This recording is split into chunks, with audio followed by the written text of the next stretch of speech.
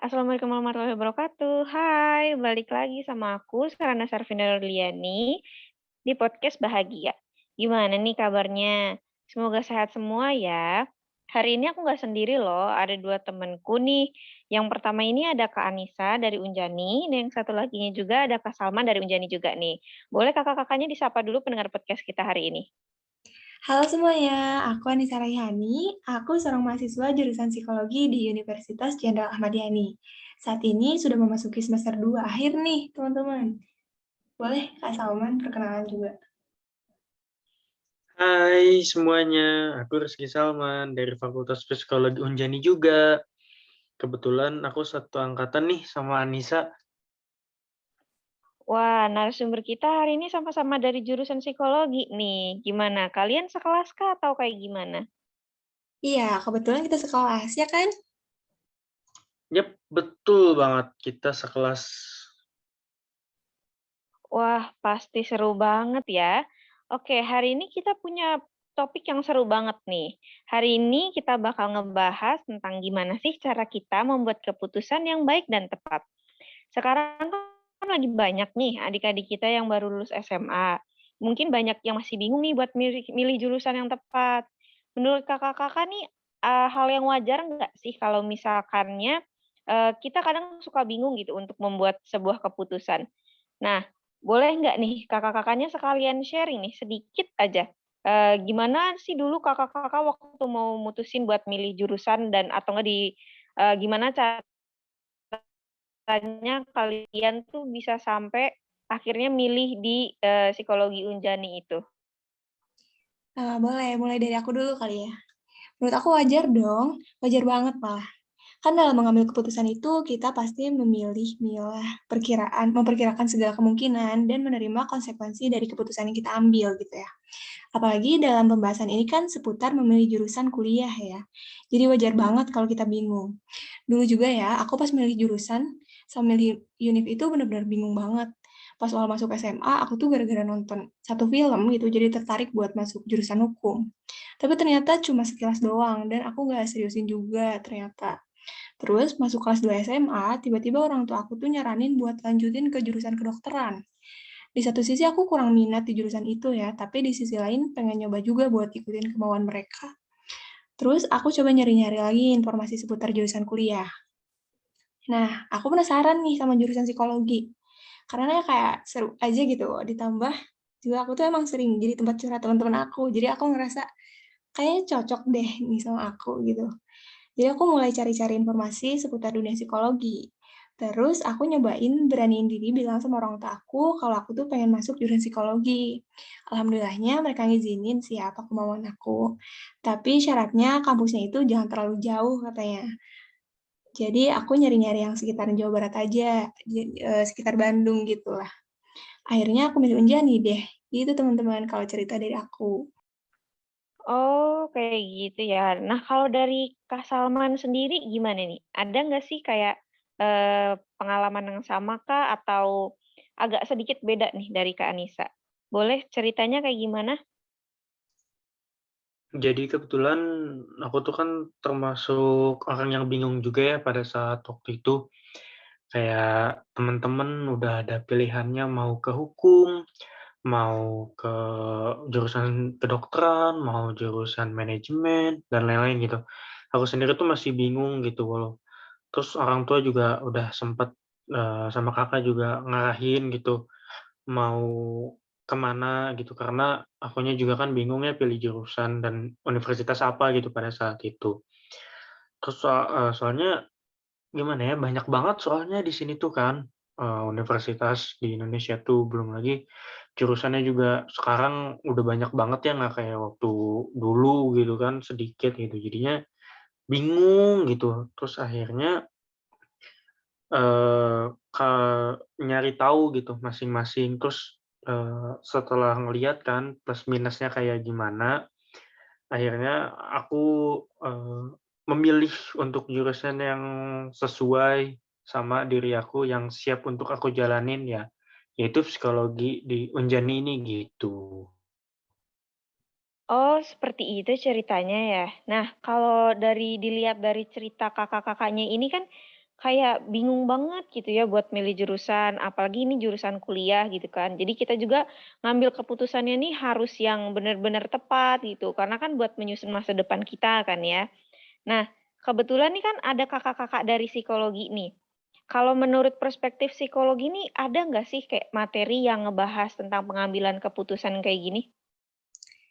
Nah, ada nih, kebetulan banget. Ada di salah satu mata kuliah yang bahas materi ini, itu di decision making atau pengambilan keputusan di mata kuliah psikologi kognitif, teman-teman. Jadi, menurut yang aku pelajari itu, pengambilan keputusan atau decision making adalah suatu proses pemikiran dalam pemilihan dari beberapa alternatif atau kemungkinan yang paling sesuai dengan nilai atau tujuan individu untuk mendapatkan hasil atau solusi mengenai prediksi ke depan, gitu teman-teman.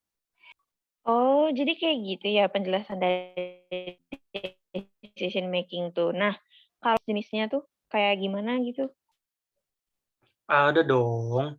Jadi decision making itu dibagi jadi 3 jenis. Yang pertama ada the representative heuristic, yaitu berdasarkan keterwakilan sampel. Sampel yang acak tampak lebih meyakinkan dibandingkan yang teratur. Contohnya tuh kayak gini nih, waktu aku SMA itu kan sering banget yang ngelihat di jalan kayak alma mater tuh ijo tua gitu. Terus aku tuh kayak kepo nyari tahu nih, eee, kampus yang alma maternya ijo tua itu apa. Terus, setelah dicari tahu ternyata itu tuh Unjani. Nah, karena dari pemikiran itu, tahu dari itu karena kepo itu kan, akhirnya, ter gitu loh untuk pemilihan kampusnya ke Unjani gitu, karena keingetan kalau dulu tuh sering banget lihat alma mater Unjani. Terus yang kedua itu ada the availability heuristic, yaitu berdasarkan ketersediaan atau informasi yang paling mudah untuk diproses, lebih akurat untuk membuat keputusan mengenai frekuensi. Nah, contohnya ini, cukup relate nih sama aku nih. Karena misalnya gini nih, waktu aku kan sempat bingung ya untuk menentukan pilihannya gimana. Terus kan waktu itu orang tua juga nyuruh, apa namanya, ngarahin kan. Nah, arahannya itu dengan cara aku, apa namanya, ikut tes tes minat dan bakat itu tuh. Nah, dari hasil tes minat bakat itu dan arahan orang tua, aku jadiin acuan untuk memilih jurusan yang sesuai dan yang siap aku jalanin gitu. Terus, yang terakhir ada the answering and adjustment, yaitu berdasarkan rujukan atau titik standar individu dari pengetahuan sebelumnya untuk memperkirakan keputusan, menilai probabilitas secara intuisi.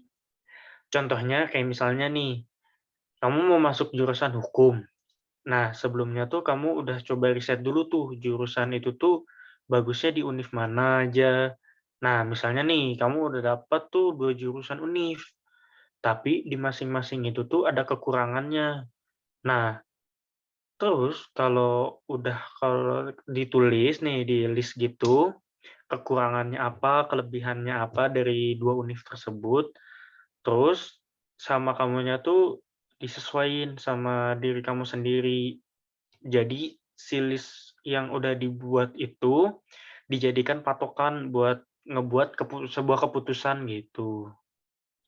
Oke, nah teman-teman, kita kan udah denger nih, definisi dan jenis dari decision making itu sendiri. Nah, kira-kira apa sih manfaat dari, kita mempunyai skill decision making ini? Boleh dijelasin sama Kak Salman? Jadi, manfaatnya itu yang pertama memberikan lebih banyak informasi mengenai keputusan yang diambil.